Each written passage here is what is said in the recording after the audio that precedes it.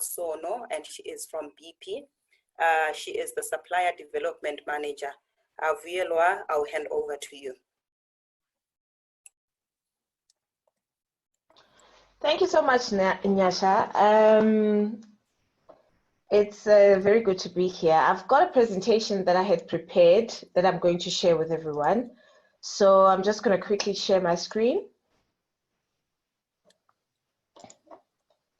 And the brief that I was given was on doing business with BP. Please confirm whether you can see my screen. Yes, we can. Thank you so much. So my portfolio or job description is that of Supplier Development Manager for BP. It's within the procurement department. It reports directly to the regional procurement function. As you know, BP is a global organization, so we look after South Africa and Mozambique operations and the procurement of this particular region. So BP, as you know, you may not know, was established, it's been established since 1920s in Southern Africa. Our main centers of employment where we're based and where we have our head offices is in Johannesburg, in Rosebank currently, Durban, where we have the refinery and the loops blend plant, as well as Cape Town, where we have our transactional hub. So we focus on refining and marketing fuels and lubricants. We also process crude at the Sapref refinery, which is a joint venture between ourselves and Shell, 50-50 partnership. And we have another partnership with the lubricants blending plant, also based in Durban with Shell, a 50-50 JV as well. So we have a network of about 500 service stations nationwide, and we have this unique partnership with Pick n Pay since 2012, where we've replaced some of our Wild Bean stores with a Pick n Pay express store, which I'm sure most of you have seen when you go onto a BP site. So our aims and commitments as BP, we aim to build enduring partnerships in the communities that we work with. And we're committed to transformation. But I think the main pillars of doing business with BP and our supplier relationship is really around us creating an environment of safe and reliable operations for the contractors that we use on our sites. Main preoccupation as well is to share, to create shareholder growth and value, and also to ensure that all of that is underpinned by executing on our BP SA transformation goals. What do we commit to? We want to, as far as possible, to minimize the barriers of entry for suppliers, where we're trying to simplify our processes and systems so that we provide a clear and transparent way of entry into doing business with BP. We also want to create an enabling environment where we're collaborating with our suppliers. So we never want a situation where if you're a key supplier that, you know, we operate at an arm's length with you. You should be able to come up with innovative ideas and tell us what it is you're capable of doing, and we work around in terms, you know, of the solution that you're offering in respect of what our requirements are in procurement. Here's where we struggle a bit, because we've hit quite a tough economic times where our payment terms have had to be revised in the recent past due to the COVID-19 pandemic. But ordinarily, especially for triple BEE companies, QSEs and EMEs that are 51% Black owned and 30% Black woman owned at least, we try and ensure that we offer favorable payment terms. We also offer support by way of supply development, which could be anything that has to do with your, as per definition of the DTI codes, your operational or financial capacity. Currently, we've got a program that we're running, several programs actually, where we look at health and safety assistance for our suppliers, where we know that it comes at a premium and at a cost to be able to comply to BP health and safety requirements. So what we do is we offer a program that allows an external service provider to go on site to the supplier and assist them put together the file, a compliance file that speaks to the type of business that they do or the work that they do for BP. So that then minimizes the cost of having to comply, for SMMEs, etc., because we do understand it can be expensive. And BP is very strict around conducting activities based on good corporate governance and principles to ensure that we operate with very, very high ethical standards. We've got a tip-off line, an ethics line, where if one feels that something that is unethical has been going on, they can call that line and expect full anonymity until that matter has been resolved. So we also don't compromise on quality and delivery, service, safety, health and environment, and any other technical requirements that we have. And to that end, and I note the question that was posed to the guy from Distel, we, in terms of evaluating submissions, when we do have a tender, we would normally, to the technical, we would normally allocate 70% of the total marks that go towards the tender evaluation, 30% unequivocally and not negotiable to BEE and your qualification for BEE, where there is a matrix that assists us in measuring performance. So if you're a level 4, obviously a level 1 SMME is going to do better than you that has a 30% Black woman ownership in terms of that 30% weighting. And price can range. So between the technical and the price, there's 70% that we normally play around with. So that speaks to the case that we do not compromise on quality, on service delivery, or in fact, the pricing as well. And another question that I noted that was raised was around, do we have a tolerance for BEEs becoming a little bit more expensive? Again, we don't have a policy, and that echoes what the guy from Distel had said. We don't have a policy that really looks into giving, saying we've got a 15% price differential that we tolerate from BEEs. Rather, we look at it holistically and we evaluate, but by the same token, we will not take on a BEE for the sake of, and yet they are 15-20% more expensive than what the norm would be in the market. Let me just quickly move on to my next slide. Again, I think I've explained our triple PEE. We've got a transformation charter that informs our departure in terms of how we go about implementing triple BEE and the policy that we have. We want sustainable and meaningful transformation. We want to be able to facilitate access and participation of these designated groups. And the key group the groups that we are targeting are EMEs and QSEs. And those are companies that have a turnover of less than 50 million rand per annum. They're 51% Black owned, they're 30% Black woman owned, and we expect them to have a significant amount of youth ownership, at the very least 30%. And the minimal requirement would be that they be a level 2. So our policies also support transformation in line with our charter. We, as I've alluded previously, we do provide technical training, financial support, and mentoring support programs to these small businesses. And we've got a partnership currently with the National Empowerment Fund, through which we provide interest-free funding for projects and companies that do require that. A typical example of what we did in the recent history was we funded a secondary transport company that delivers fuels from depots to customers, and we bought them three trucks, and from that they've literally grown that business to a generic status, and that's one of the contributions that we're very proud of. However, having said that, we're also very careful around who we actually extend those facilities to, because there has to be a process that one goes through of vetting, of understanding your business model, where you're wanting to take your company, and how we see those funds assisting that company to get to the level that we think would assist them to get to generic status and to become an industrialist in some instances.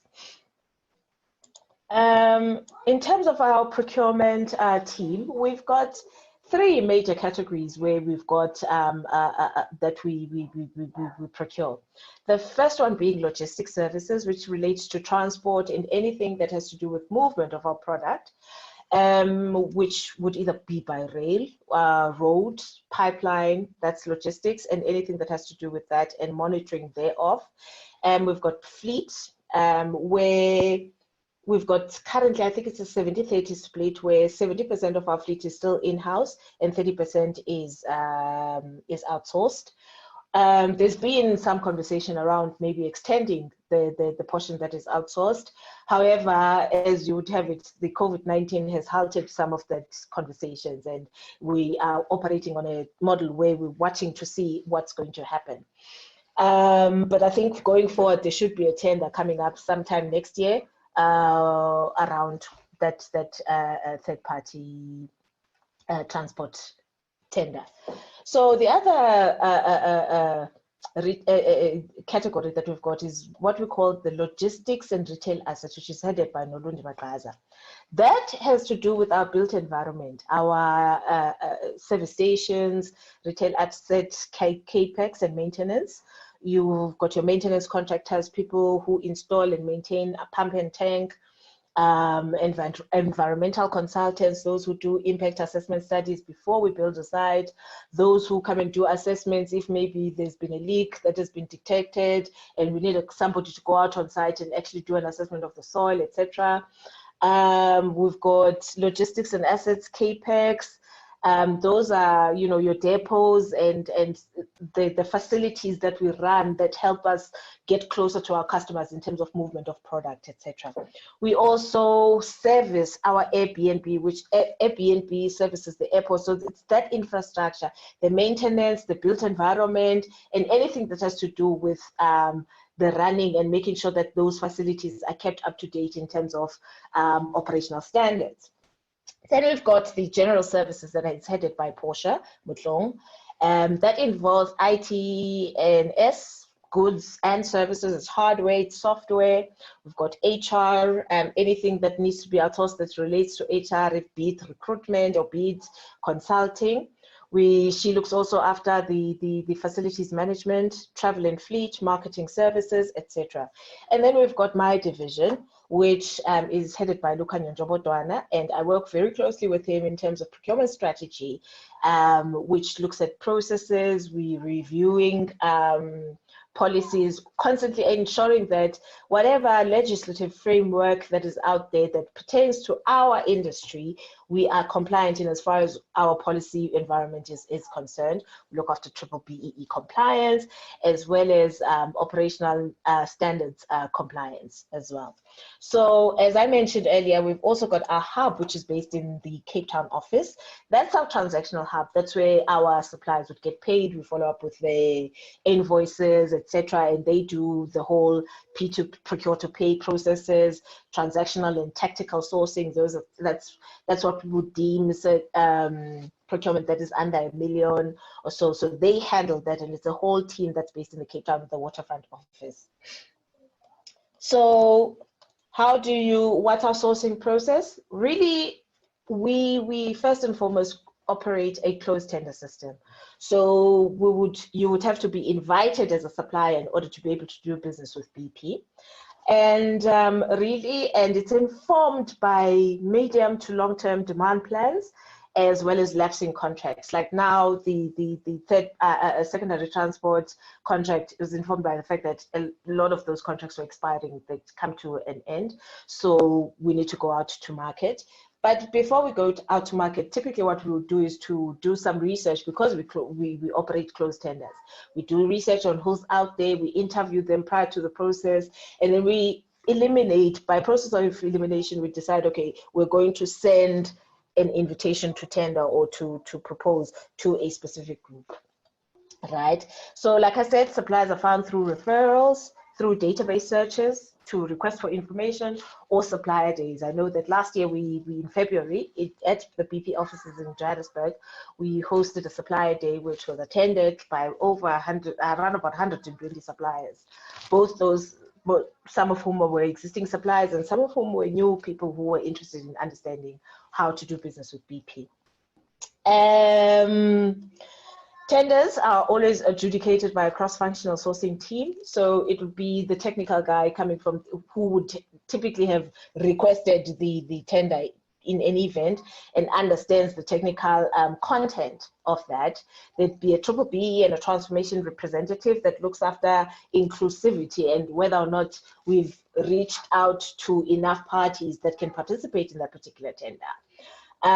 Then you'd have maybe a neutral party, somebody from ethics and compliance who would also have a view in terms of whether this has been ethically sourced and the whole process has been conducted in an ethical manner. So all of this lends itself to a process where we have very stringent evaluation criteria. And as I said before, it's a 70-30 split between technical, technical as well as pricing, and 30% to to BEE, pardon me. So how do we vet our suppliers or onboard them? Any supplier onboarding is based on individual sourcing requirements and needs and the demand plan. So we're not going to onboard a potential supplier. We will only onboard once there is a contract that has been awarded to that particular company. So, and a company is not going to be onboarded unless they complete an ACDD clearance, an HSSE accreditation, an evaluation of your commercials, your financial, your BBE, your capability and your capacity, and ethics and compliance assessments need to be done. The ACDD clearance is really, it's almost like a company credit check of sorts, where we look at your background, we look at your associations, who really owns this company? Because at the end of the day, we do not want to be found to be doing business as a company with entities that may have some level of involvement in terms of unethical practice, or companies that have been blacklisted in some instances because of child labor or serious issues like that. So that ACDD clearance process helps us determine the company's status in terms of, compliance and ethics and the way that they've conducted themselves in the past, whether they've been blacklisted by other maybe government entities where they didn't fulfill a contract, etc. So that helps us to determine that level of compliance, basically. What are some of the issues that we've picked up with our suppliers? Well, in terms of, I did a bit of a SWOT analysis so that I could communicate it a little bit better. So in terms of strengths, we find that some of them can be very well resourced and they do well, they're profitable, they've got strong brands, they've been in the industry long enough, and they do have the skills, especially within directors. However, we're finding that in most of the instances where we talk to suppliers, they don't know how to present their information to us. They don't know how to get their foot in the door. They don't know how to let us know what it is that they do. And you ask them to tender, and the quality of the submission sometimes is very lacking. And when you compare it to who they're competing with, you're finding that, a lot of missed opportunities for SMMEs that are black run. So that's something that we do note, and that we are sympathetic and we are open to answering questions even prior to a tender process to say, listen, this is what the information that we're looking for. We have clarification sessions where people are free to ask questions to satisfy their requirements so that they can put together a competitive sort of submission or bid. Sometimes they lack finance. We get a few queries from our suppliers when they say, I've not had work for the past 3 months because I'm an SMME, and now I've got a project. Is it possible that you could fund me upfront, and so on? So that's a lot. Those are some of the questions that we're forced to sort of look into, because it's a requirement. And I mean, it could be what the difference is between a barrier to entry for an SMME and what maybe doesn't concern a generic that's been there for the longest time, who's got, the right cash flows, etc. We often find also that there are issues with the back office support and the administration in many instances, because you're going to find that the director becomes the employee, the operator, the technical person, etc. And that then leads to people ignoring things like tax compliance. you late with your SARS submissions and so on. So in terms of our supplier development, those are some of the issues that we help our suppliers sort out, because they're key, and they also provide your license to actually go and do business with other organizations as well. The poor HSSE processes and procedures, where we also provide the intervention through our consultants that help our suppliers to ensure that they comply. Some of it is equipment, it's dependency on BP. People tend to forget, you know, they get that one big contract and they kind of want to stick to BP. Yes, perhaps because they want to provide a good quality of service. But also if you're in refrigeration, for instance, in HVAC, that's a service that you can extend fairly easily to other retailers and other areas and sectors other than the oil industry. And so that's some of the things that we're trying to instill within our suppliers, to say, cast your net wider and make sure that you people know that you exist, because you can easily duplicate the service with the kind of HSSE compliance that we require as BP. Most companies would not require that much, but that gives you an added advantage to be able to present your quality in terms of other possible customers. Business acumen, pricing. How are you competitive? We find that that's usually a very big issue. I've already related to cash trap and cash flow management. That's another big issue with suppliers. Some of the opportunities, we always encourage companies to partner. You know, we have situations at BP where we've got a contractors forum. We have the white SMMEs sitting on the one end of the room on their own, black SMMEs sitting in another side of the room on their own. And we encourage that interaction through those forums to say, guys, if you feel that, you know, you might be a little bit overwhelmed by the size of a contract, why don't you talk to the other guys and see whether or not they'd be willing to partner up with you? At that stage, it's not fronting. It's actually two companies that are competent, that can deal with a bigger contract, and they capacitate themselves within themselves to be able to provide a solution to BP through a JV. We're open to that. That needs to be noted. Several petroleum companies are open for discussion and to understand what's out there. So whenever there are these types of forums that are provided by Smart Procurement, etc., make yourself known. Come up with your profiles. Make us understand what you've got to offer. Threats, the culture, the spaza shop culture within Black SMMEs. For me, I think it's really frightening. There's no separation often defined where between me, Vuyelwa, as an individual from my PTY Ltd. I take money out of my company, I put it somewhere else, I do an investment. And these things tend to muddy the waters, especially in terms of expansions and growth. They would hinder you because maybe you're looking for that growth to be financed by an entity like the NAF. When they look at your books and they see these gray areas where there's inexplicable dark holes that cash goes into, it means that you're not running your business efficiently. And it then becomes difficult for us to take you from a QSE to, you know, an unlimited generic, because you're not running your affairs properly in terms of your business. That's something that we provide a lot of support on, even way before we get to a point where we're actually funding an initiative or we're funding your CAPEX. I think people need to know that also they're operating in a highly competitive environment.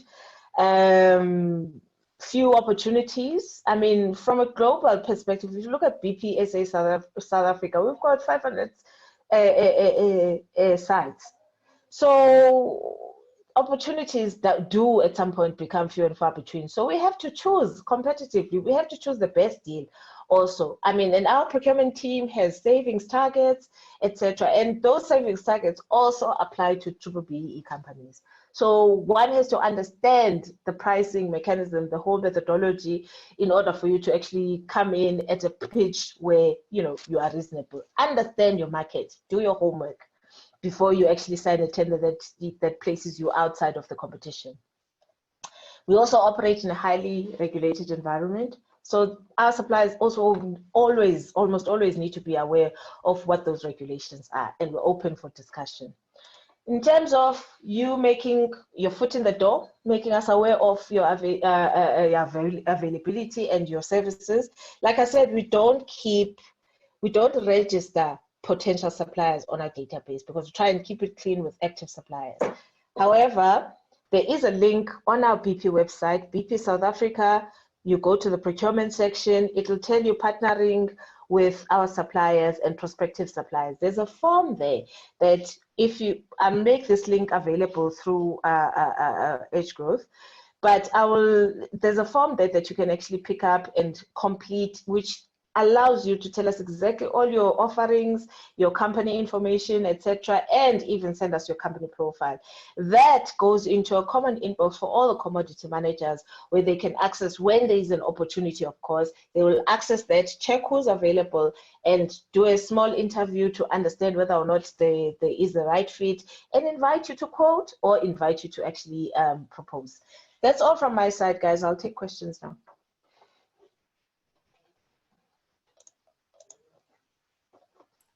Thank you so much, Fielwa. That was very informative. So one of the questions that I have on the chat is from you, and it says, as an IT services company offering ERP, software automation and product tracking with RFID and NFC, do you procure these services regionally? We are based in Port Elizabeth. All our ERP systems are going to be rolled out on a national basis because I don't think we would have them per region per se. However, we do have a commodity manager that looks after that section. If you want to have a conversation, I can share their details and you can forward your profile with listing all the service offerings that you've got, and we can have a look and maybe set up a session, maybe a 30-minute, 45-hour meeting, Zoom meeting where you can actually introduce yourself and I can facilitate that for you. Okay, thank you, Fielwa, for that. The next question is from Bongani, and it says, does that also include engineering when it comes to compliance by SMMEs, just like with Shell? Yes. Particularly because if it's engineering, this is work that gets done on site, if I'm not mistaken, and then Bongani can help just clarify the question. But we have standard HSSE requirements, and then we have those that are job specific. And that is particularly why we assist our suppliers in terms of HSSE compliance, because we know that we need somebody that's going to help them understand what is required of them and for the type of work that they do in order for them to actually come with a file with the right clothing and PPE, etc., suitable, and equipment suitable for the work that they're going to do on site. So HSSE requirements apply across the board, especially in the live environment where work has to be done. Okay, thank you, Fielwa. Bongani, has your question been answered fully, or if you want to further explain that, you can just speak now.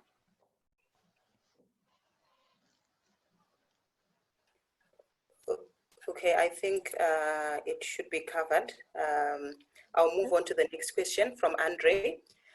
Andre says that they're youth-owned small business at AW Engineering, and they offer engineering services such as general machining, CNC machining, and sharpening services. I'm not understanding the question. Okay, Andre, are you there? Can you please just speak? I can't understand what you wrote there. I think he's asking, is the need within your refinery manufacturing engineering maintenance workshop? There may be. You would need to send us your profile and we can forward it to the relevant person.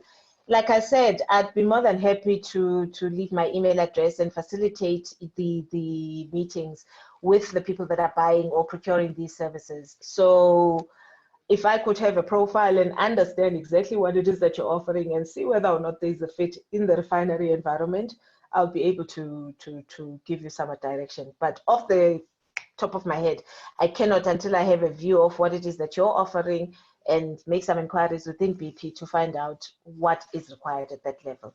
But I know there's a lot of, you know, maintenance work that gets done at the refinery,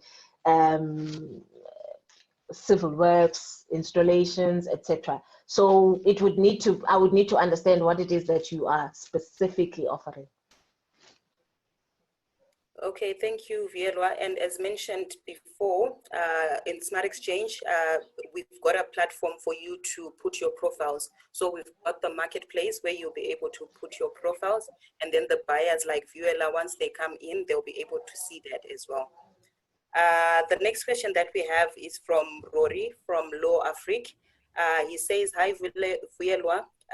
BP currently has established sites plus or minus 500, as you mentioned. We have solutions to get the site's hygiene improved for your customers at stores, entrances, and the bathroom facilities. Our solution improves the hygiene and save water aligned to your sustainability goals. Would you be able to consider such solutions when you plan to renovate your stores for your new stores?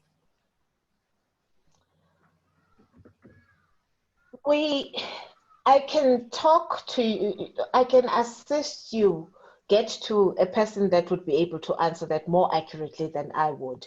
Because initially when you said around hygiene, I thought, okay, maybe this relates to COVID and we might, you know, going back to work and going back to the new normal, we might have a requirement around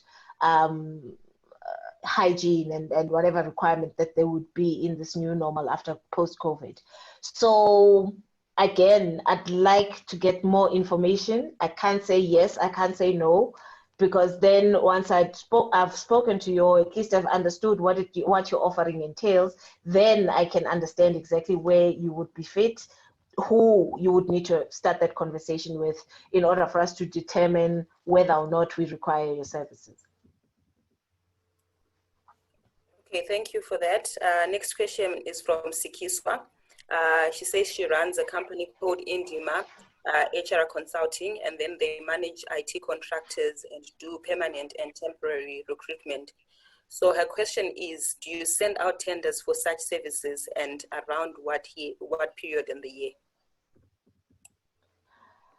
It really is informed by need. There is no period in the year where those services are going to be, where in January we go out to tender for HR services. It really is informed by the length of contract, whether it's expiring or whether there is an urgent recruitment in the requirement for a specific sector or a specific skill.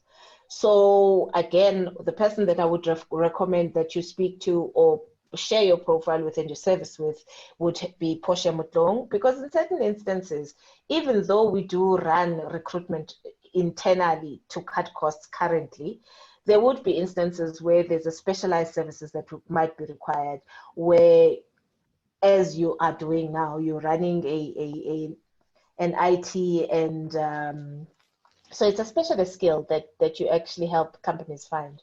You might find that our HR department would from time to time have a use for a service like that. So it would be best for you to talk to somebody like Portia, who is the services commodity manager. Okay, and then the next question, I think part of that has been, you just answered that now. She was asking about whether recruitment is done in-house or you put a tender. So you mentioned that some of it is done in-house. In-house, yeah. Special requirements, then they can source. And then she also wants to know what your policy is on recruiting people with disabilities. Our board is very, very enthusiastic about this in terms of ensuring adequate representation. And they've suggested many ways of improving our numbers in terms of the people that we onboard.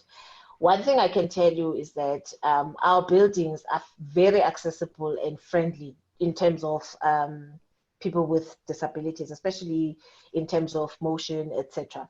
So, and also we've got very many BP, for instance, we've been working from home way before COVID. That's an option that is a reality in BP and has been for quite some time. So in terms of being a friendly employer, in terms of people who live with disabilities, yes, we are, not only are we friendly, but we are equipped. And if you have a service that offers that, then perhaps it would be a good idea for me to hook you up with Portia, and you can start that conversation, because I know for a fact that it's a topic that constantly is an item on the agenda for our board meetings. So yes, we do look. Okay, thanks, Vuyelwa. The next question is from Melody, youth-owned SMME, and they provide labeling solutions.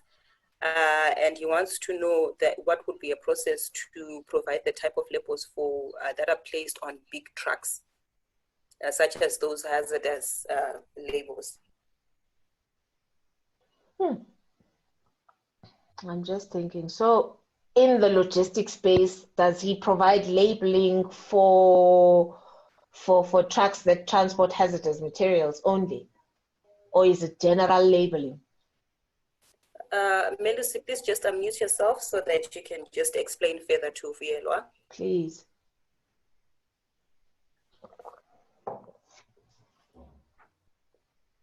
Hi, Melusi. Hi, Vuyelwa. Can you hear me? Yes, I can hear you. Oh, all right. Yeah, so it's label solutions, so different types of labels, as well as different sizes of labels and different types of adhesive of labels. So yeah, so it can be anything for like trucks to your warehouses, to different, different barcodes as well. So we can even print on the labels, whatever type of information. So for example, when we say the truck labels, you get your hazardous label that will then have a bid number, or like say mixed load with the phone number, so that they know where the truck is from or where it's headed or who to contact for that kind of thing. And it will say like dangerous or low hazardous or slippery, that type of information. So yeah. That sounds to me like it would fall into, like, you remember I mentioned earlier that we operate 70% of our logistics operation is internal.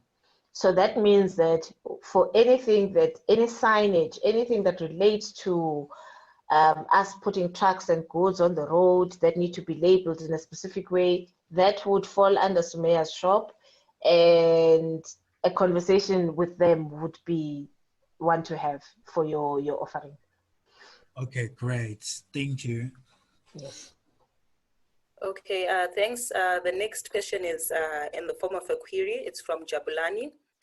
He says that you mentioned that you are one of the core of BP is transformation and easing the barriers for new entry suppliers. But he's surprised because he approached BP earlier this year and spoke to Opoza and Sumaya, and then they created an atmosphere that contradicts with what you are saying right now. Okay. I take that, and I think that perhaps if you are willing, I'd like to hear more in terms of, but on a different platform rather than this one, because you're mentioning an incident that would have occurred between you and two employees. So I'd like to hear and understand what had happened without it becoming a conversation on this particular platform, if you don't mind, please. Okay, yes, thank you, Vuyelwa. You can take that offline with you. We'll provide you with the details, then you can just take it. Okay, and then the next question is from Jeff, Sakiva Infrastructure.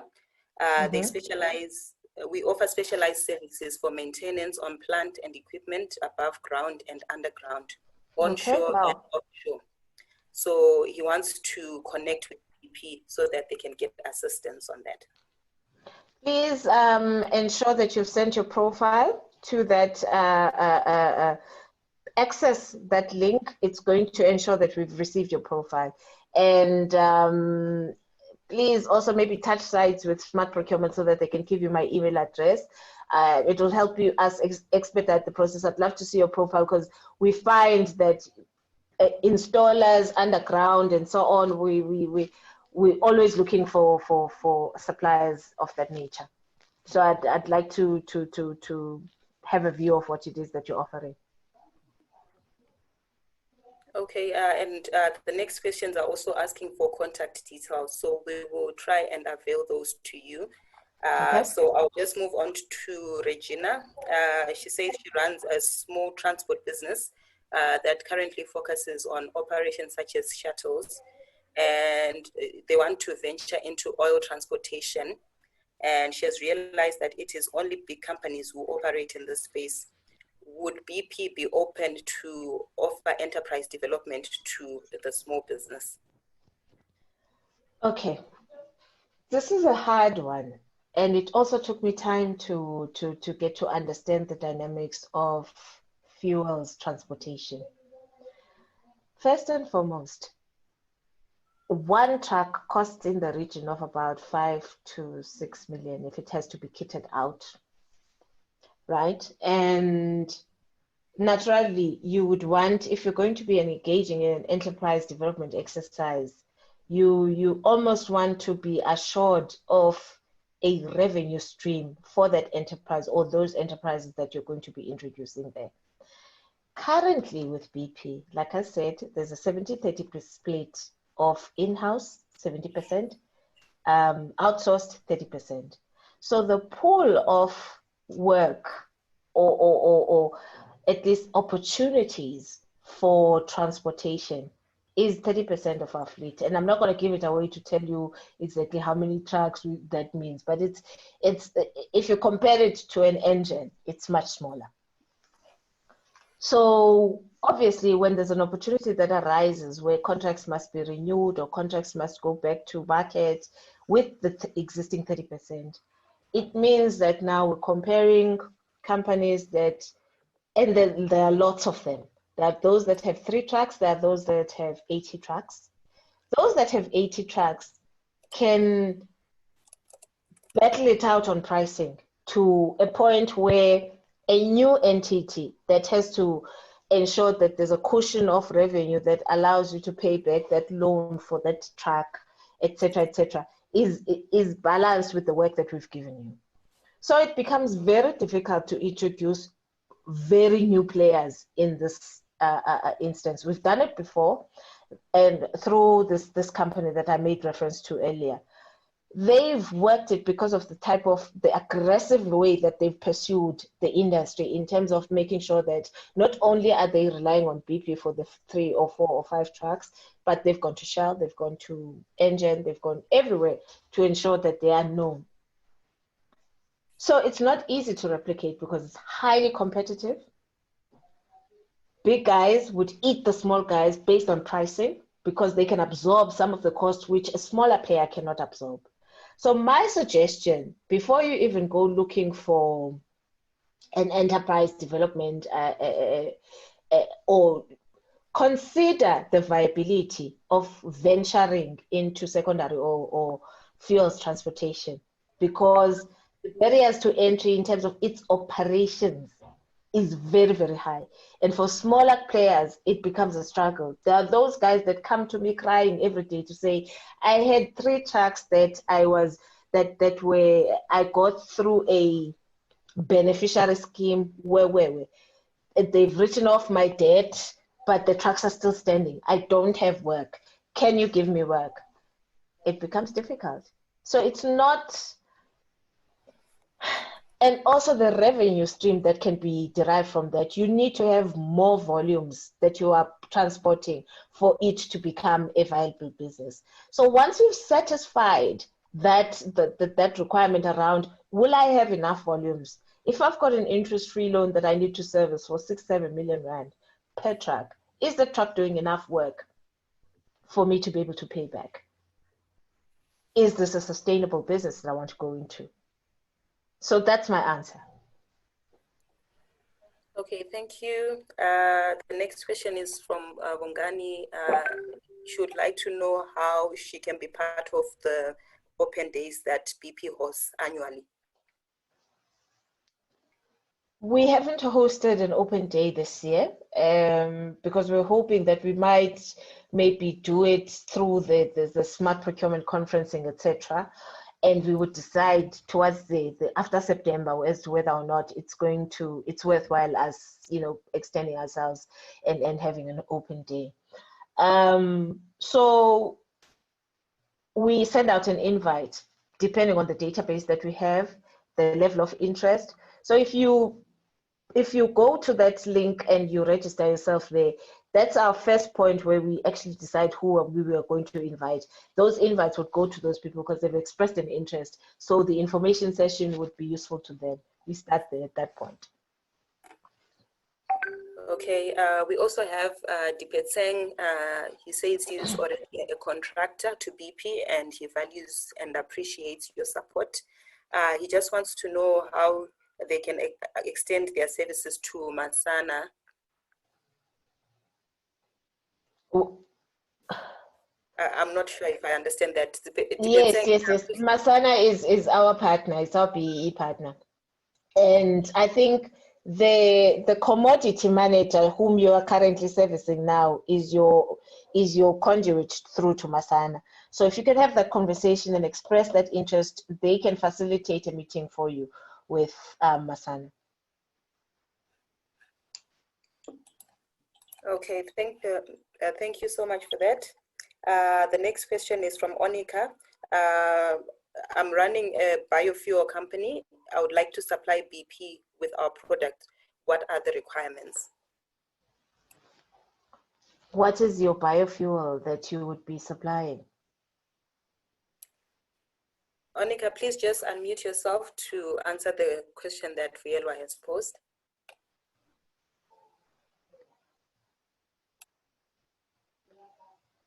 Onika, what I can suggest in the meantime also is maybe, again, I would need to have a view of the type of product that you are offering for me to be able to say whether or not you can supply. I can tell you now what I get involved in terms of South African operations is crude procurement and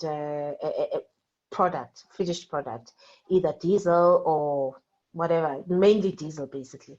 So if it doesn't fall within a crude that can be refined by our refinery in Durban or a finished diesel, I wouldn't be sure. I can't give you a set answer in terms of what it is that we would require and whether or not even we have a requirement for such a product. Hence, I'm asking. Maybe you want to drop me a line and show me a profile and tell me what product it is that you are offering so that I can see whether or not we have a need. Okay, I don't think Onika is here, but we will provide her with the details and then she can get in touch. Okay. The next question is from Makobe.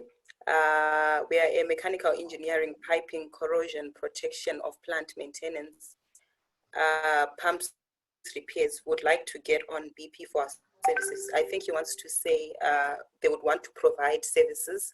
Makobe, would you like to clarify, please? Is that pump and tank, did you say? Corrosion protection of plant maintenance, pumps repairs. Okay. Again, I'm going to refer to that last slide with the link. That's where you inform us exactly of what your product is. Every commodity manager and sourcing specialist has access to that. When they are looking for a specific product, they make reference to that inbox, which tells us exactly who has expressed an interest, who has dropped a profile, and will tell us exactly what's available, where we can, and who we can talk to with regards to the products that we're looking for. It sounds to me that it's a retail, it's a site type of thing where on our sites and in terms of our depots, that's where that application would be relevant. So that falls under Nolundi's team, which looks after our assets in retail. Okay, Makobe, has your question been answered? Do you have further questions you want to ask? No, I think I'm clear. If I can get that commodity specialist, maybe we'll understand each other where I'm coming from. I'm doing the post repair for tanks, for corrosion, for the steel. When we replace aluminum with that corrosion, if we put that corrosion 5 years, we can't change our steel. On the plant steel as well, on the piping as well, we do that. So Makobe, it's not installation necessary. It's the existing equipment where you do an application that protects. Yeah, but that's what I say. When we because the scope is gonna be big, we do that piping and correct. Give you the time when we come 5 years, we can come back and do again. That's why we replace, because we on the steel, we take the steel to the aluminum to aluminum. No, we don't do that. We just correct, and your piping will be correct for 5 years. We can't change the piping. We can't get water or rusty on that corrosion. So it helps prevent leaks and that would have been caused by erosion of the that's correct. All that is steel equipment. Yeah. Okay. Like I said, it's Nolundi's team that would deal with such. Particularly the person who deals with maintenance at that level would be Uzamo Dlamini. He's the specialist that looks after sites and depots, etc. They are the ones that usually do that type of work. But again, my thing is to encourage everyone to actually go onto that link, access it, download your information there, and then ensure that we are aware of what it is that you've got on offer. All right, thank you. I don't see any more questions. I'll just ask, is there anyone with a question for Fielwa before we let her go?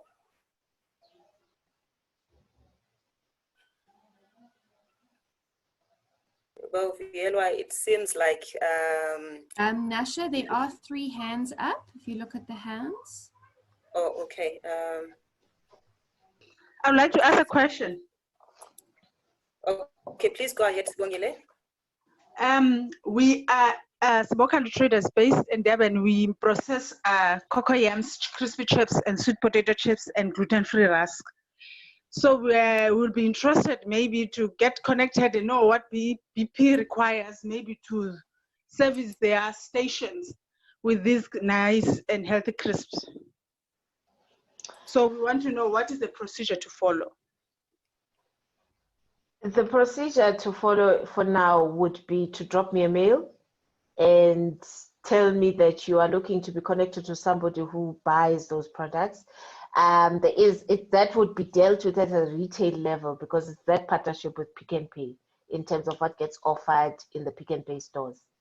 But we do still have a network of the BP Express stores. So yes.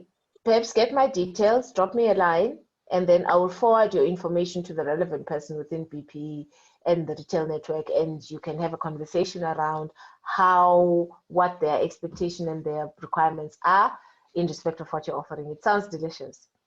Yes, they are. Thank you. I'm looking forward to that. Sure. Yes, sir. Just to simplify the process, can I collect everyone's profile and also their value proposition, and then I'll send ones to you? Please. Would appreciate that. Thank you so much. Thank you. Okay, I will just take the last 2 questions. Sikiswa, I see your hand is up. Please just unmute yourself and ask your question.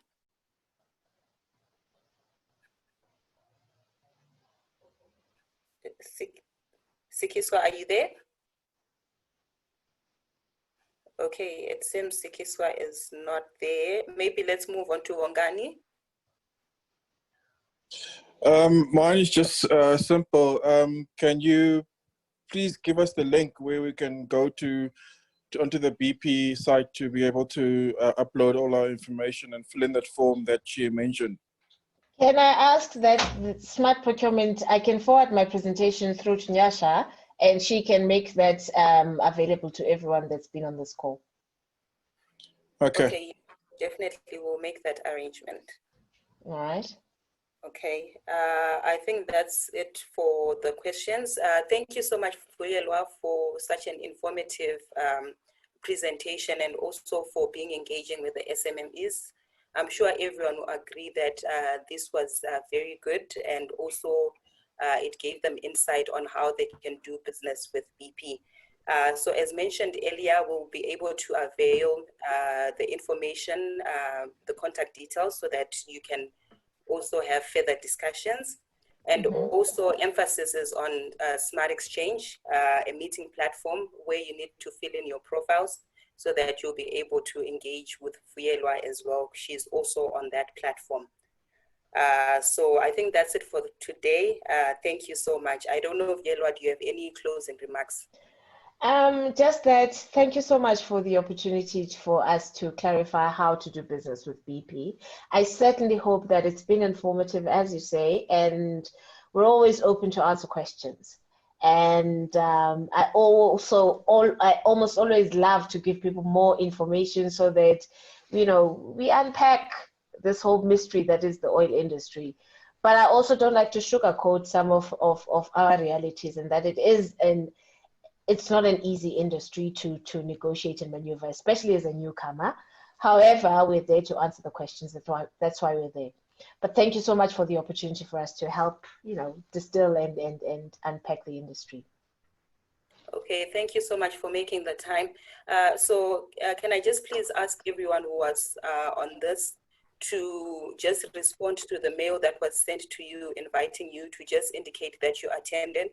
This will enable us to send information. Some of you, we've got your emails already, but just respond to that email and then we'll be able to send further information. So thank you so much, everyone, for participating. I sure hope that you got a lot of information from this, and we look forward to hosting you again in the future. Thank you so much. Thank you so very much. Looking forward for the future. Thank you, Vuyelwa. Thank you, everyone. Thank you. Much appreciated. Thank you. Okay, no problem. Thank you, Saul.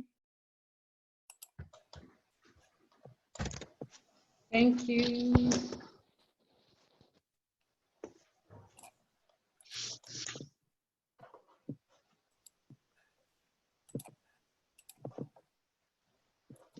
Yeah, so I'll send you an email with the presentation, if that's okay with you. Okay, that's fine. Perfect. Thank you so much. I look forward Thanks, ma'am. to it. Sure. All right. Bye-bye. Bye. Thank you, Nyasha. Okay, thank you. Enjoy. You too. Bye. Thank you, Nyasha. Thanks. Bye-bye. Bye-bye to everybody. Bye-bye. Thank you. Thank you, Vuyelwa. Thank you, Nyasha.